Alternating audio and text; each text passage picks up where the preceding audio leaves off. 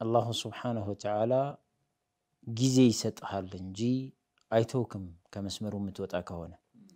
ልክ ነብዩ አለይሂ ሰላቱ ሰላም ان الله لا يملي للظالم እንዳሉት ለዛሊም ጊዜ ገደብ ይሰጣል አላህ اذا اخذه لم يفلته ግን ሲይዘው አያመልጠውም የነዚህ ሰዎችም ታሪክ ይሄው ነው የነብዩ አላህ ነው ህዝቦችም ታሪክ ይሄው ነው ቀጣይ የሚመጡ ከኛ ህዝብ በኋላም ሌላ የሚመጡ ዛሊሞችም የአላህ መስመር የሚጥሱ ከሆነ ይሄው ነው መጨረሻቸው የሚሆነውና ان اخذه اليم شديد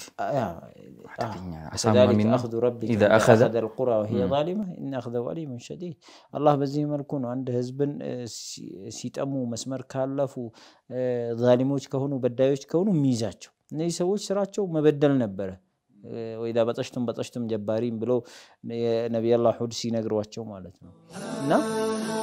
ከዛ ከያዘ ግን አሳማሚ ሆነ ያያዝ ማለፊያ ማምለጫ የሌለው ማለት የነሱ ነብይ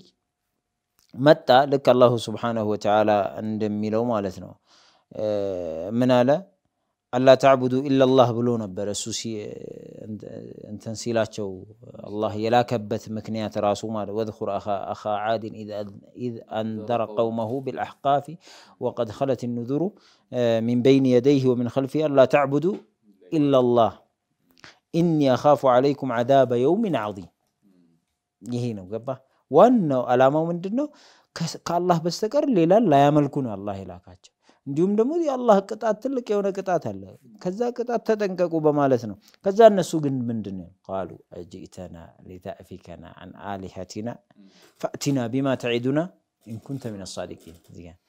ምን ነው እኛ ከመናመልከው አማልክቶቻችን ዞር ልታረገን ነው እንዴ ልትመልሰን ነው እንዴ የመጣኸው እንደዛ እውነት የምትል ከሆነ የአላህ ቅጣት እሲ ቀጠሮ የምትይዝን የምታስፈራራን የምትዝትብን ነገር አሁን ነው የምታመጣ ከሆነ አምጣ አሉት